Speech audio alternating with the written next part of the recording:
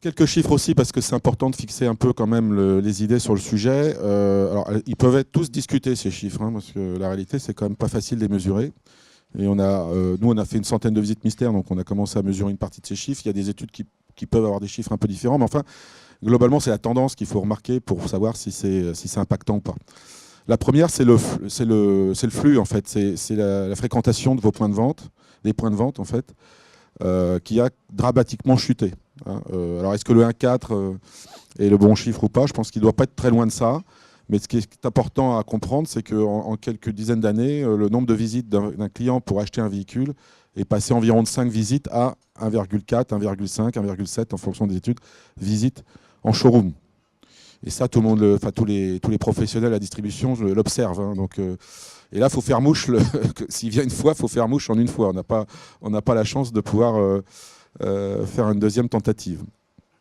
Alors ça, c'est un chiffre qu'on a observé, parce que sur la centaine de visites mystères multimarques, on a fait une dizaine de marques en France, zone urbaine, zone rurale, périphérique, on a un panel assez large de concessions automobiles.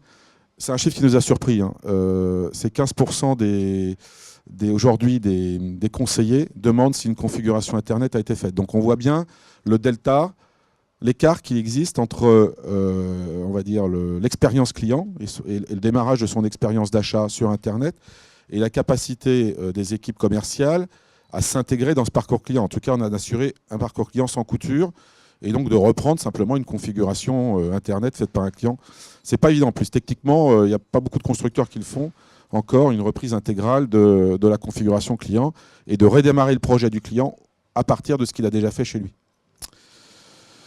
Donc là, ça varie entre 70 et 90% le nombre de clients qui peuvent avoir effectivement Internet dans leur parcours d'achat. Mais c'est quand même très significatif. Dans les pays du Nord, c'est encore plus élevé, probablement. Là, on est sur une enquête France. Et puis, l'usage, hein, vous savez, c'est aussi une des évolutions. Est-ce que véhicule propriété, véhicule usage, comment ça évolue? On voit bien que quand même, il y a quelques frontières qui évoluent aussi sur ce sentiment de propriété et l'impact de l'usage et de la mobilité associée.